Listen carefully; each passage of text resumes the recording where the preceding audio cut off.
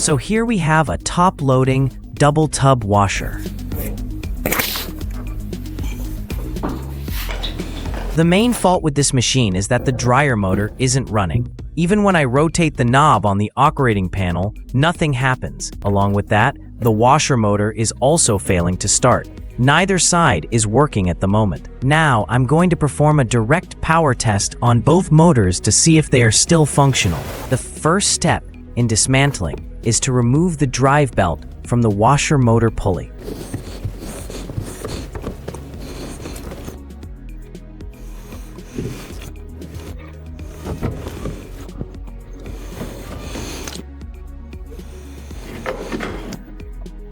We have to open this bolt to release the dryer motor. Keep in mind that it's secured with a check nut, so make sure to unlock that before trying to turn the main bolt. I've removed the check nut from the bolt. I'm using a 12mm socket wrench for this specific size. Next, I'll be using an 8mm socket wrench to loosen this specific bolt.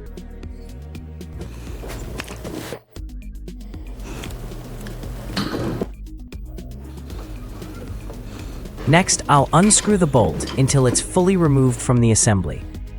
Here is a closer look at the bolt and the nut.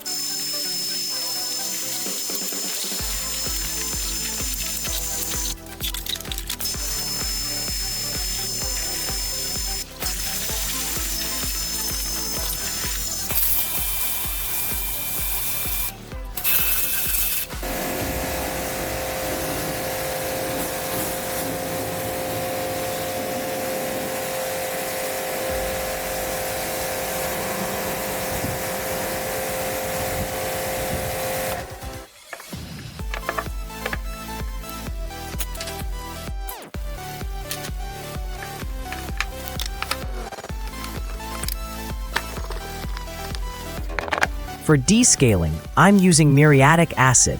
Make sure to take proper safety precautions when handling this chemical.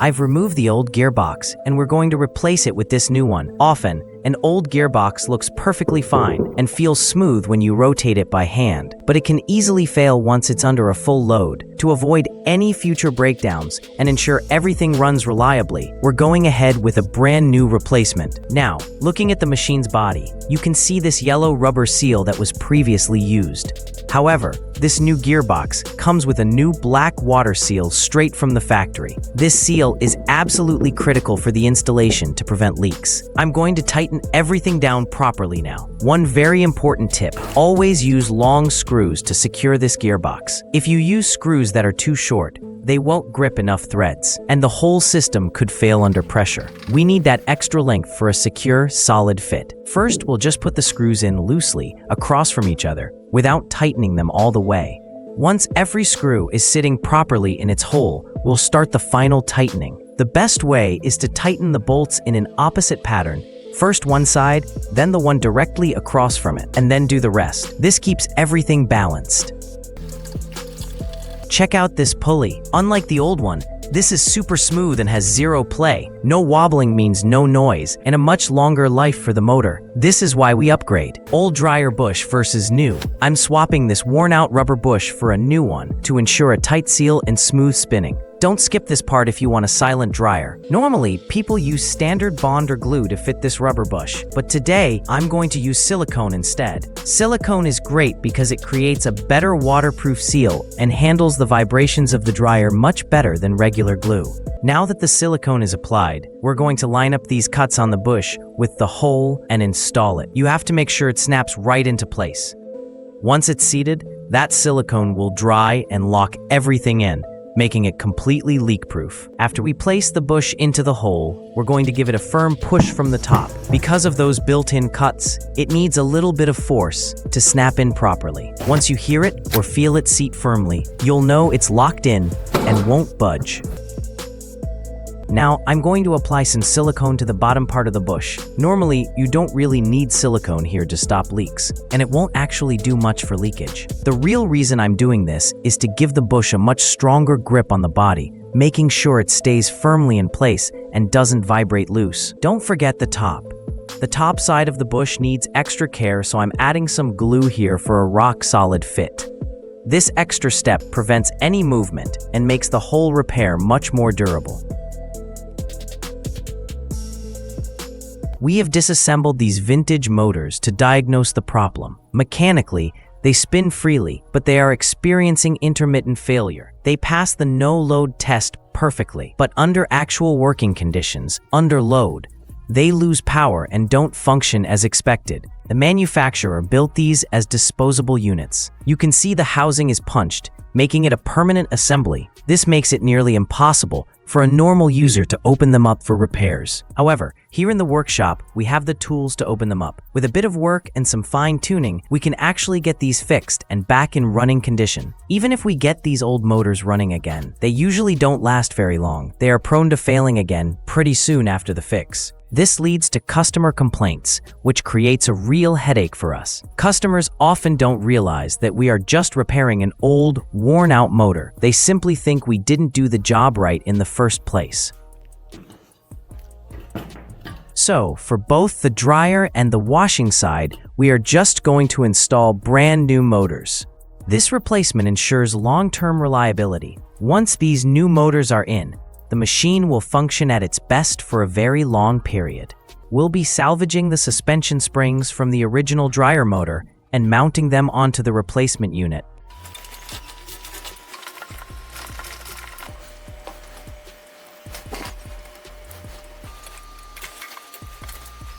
See here? These springs actually come right off, making them easy to swap. These springs have plastic threads on them. If you find them loose, just tighten them back up to ensure a proper fit. It's critical to keep these tight because of the vibration. If they get loose, the motor will shake too much. But once you tighten them from both ends, they stay locked in place. There is also a brake assembly included here. See this? When it moves back and forth. This rubber piece right here is what applies the brakes. This is the actual mechanism where the brake is applied. If you look at this shiny surface right here, that's from the friction. It's shiny because this is exactly where the brake makes contact and does its job.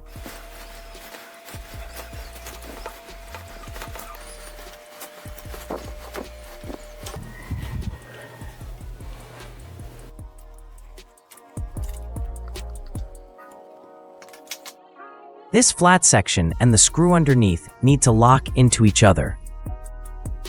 There is also a plastic bushing inside. You cannot skip this. Without this bush, the assembly won't align correctly and it won't sit right. So, always keep this bush in mind. It should never be damaged. Let's go ahead and straighten it out now.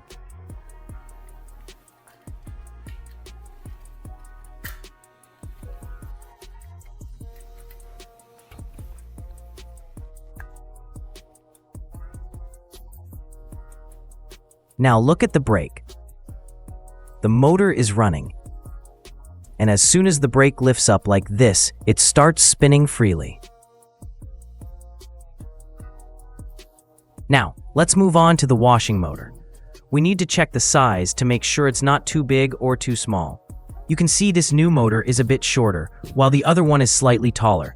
However, the shaft on this one is longer, even though the body is smaller. Because the shaft is longer, I believe the overall size will end up being about the same. That's why we need these rubbers here. We'll pull these out and use them to make sure the motor sits at the right height. You can see these two cuts right here.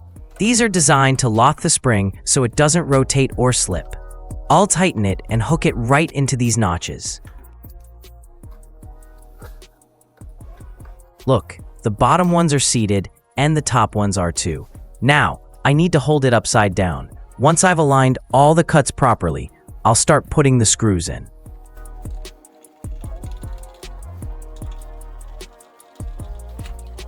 Paying attention to this technique is very important. If you don't align these cuts properly, the parts will shift and move. This will cause the machine to vibrate excessively and will eventually lead to a mechanical fault. Now, it's fixed perfectly. Now, because of this fitting, even if the machine vibrates, the outer body will stay steady. Make sure that the brake wire system on the motor is facing the back. It needs to be positioned toward the rear side to work correctly.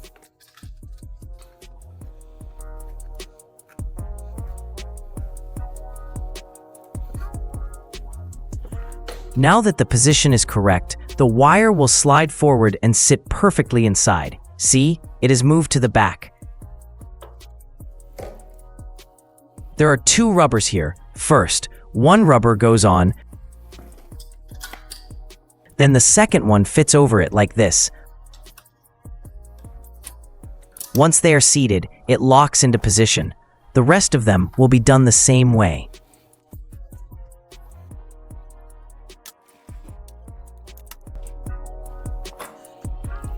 Now that all three bolts are in, you can see the motor has a little bit of play. Next, we need to install the pulley onto the motor. Make sure to align the pulley based on this cut on the shaft.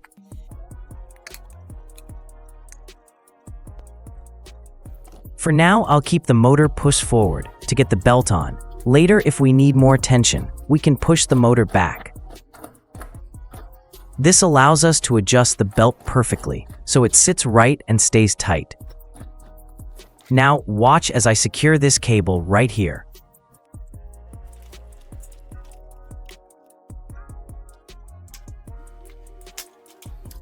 As you can see, the wire is now accessible from the back, so we can easily finish the connections. The washing side pipe is in great condition, but the drain pipe is cracked broken. There's another issue here too. I'll start by cleaning it thoroughly with a cloth. To fix the leak, we can use Super Bond, an adhesive bond, or even silicone sealant.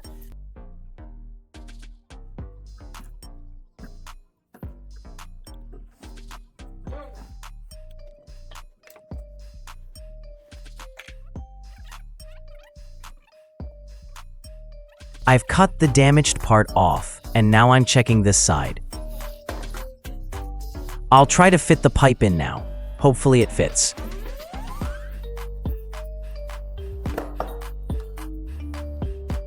I have to hold it firmly.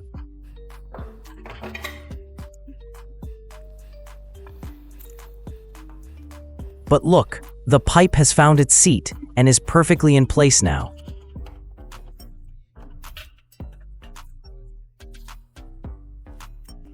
Now, I'm going to apply some grease to this bush.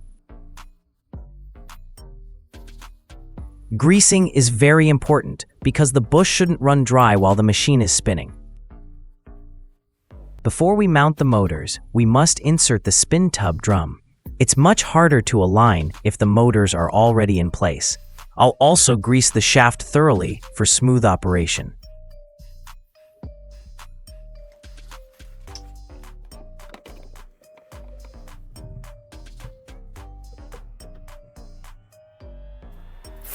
I've made this plastic bundle using shopping bags. I'm going to place it right at the mouth of the machine. If I don't put this here, the drum we just installed might slide right back out. Now, I'll place this plastic bundle at the opening and turn the machine upside down. And look, the drum stayed perfectly in place. It didn't fall out. Now I am position the motors and turn them over.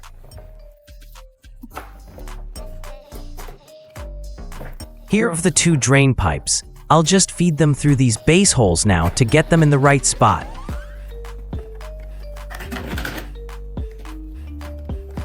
Now I'm going to align the motor.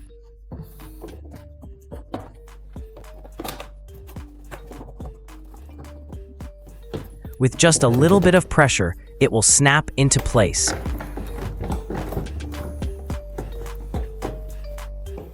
And there we go. The system is almost fully seated now.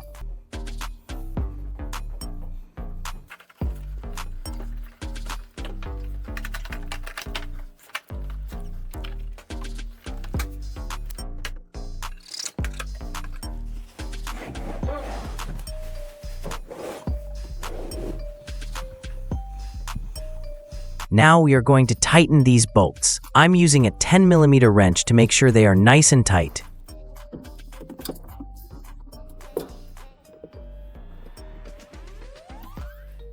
So this one is tight. Now I'll tighten the upper one as well. But first, I need to find the alignment cuts. There are specific grooves inside, so I'll loosen this bolt first to find. Look, I've opened the bolt. Now I'll rotate it slowly until I see the cut. There it is. I found the groove. Now I'll put the bolt back in and tighten it down in this exact position.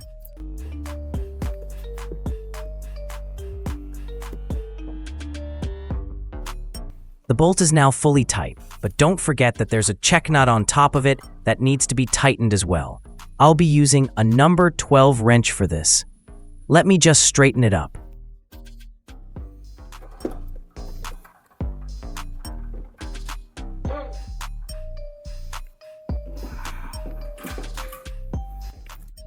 Now I'm going to put the belt back on.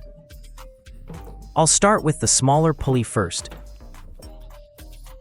Once it's on the small pulley, I'll loop it over the large pulley and rotate it. As you can see, the belt is now perfectly tight. I'm going to loosen this screw slightly. I had only hand tightened it earlier. I'll move it up a bit to check the alignment. And now that it's perfect, I've tightened it down properly. proper alignment is crucial. Incorrect positioning causes friction that destroys the belt and overloads the motor. Without this adjustment, the belt will fail almost every time the machine is operated. Now, I'm going to attach the brake wire here. As you can see, the wire is moving back and forth perfectly because the alignment is exactly where it needs to be.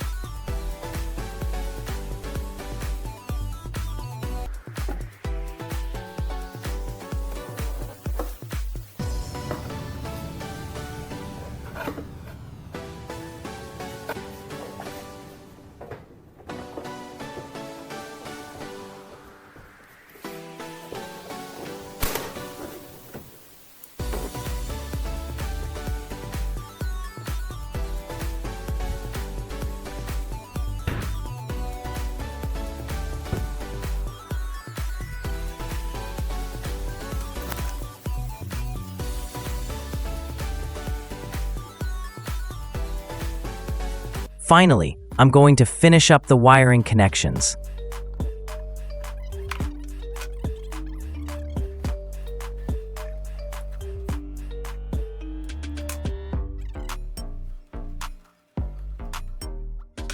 Now, we need to tighten the belt. To do this, you can use any tool or object as a lever at this specific point.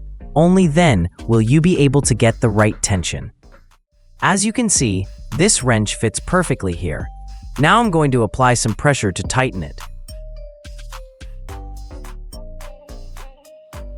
It's nice and tight now, so I'll move on to tightening the front bolt. Once even one of these bolts is tight, the motor will stay firmly in its place. Now, I have to hold it from underneath. It's the only way to get it done.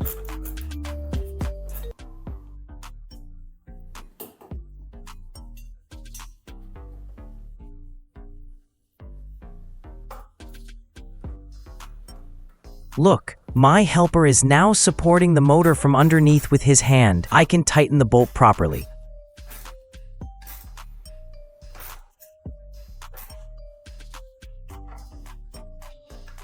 Now the belt will have the perfect tension. The washing machine is now completely ready. I'm going to turn on the timer now. You can see that the wash rotor is now fully functional and rotating as it should. Look, it has started rotating anti-clockwise now. Since the machine is currently set to gentle mode, the pause between rotations is longer. It's taking about an 8-second delay on this setting. Now, when I switch it to normal mode,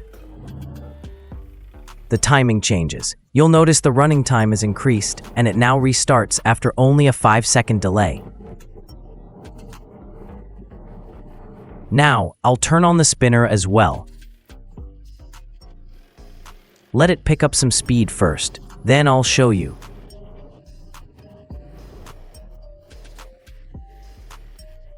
See? When I open the door, the spinner stops immediately. As soon as I close the door again, it starts working right away. Click on the left or right thumbnail to watch our next videos. And subscribe. Thank you.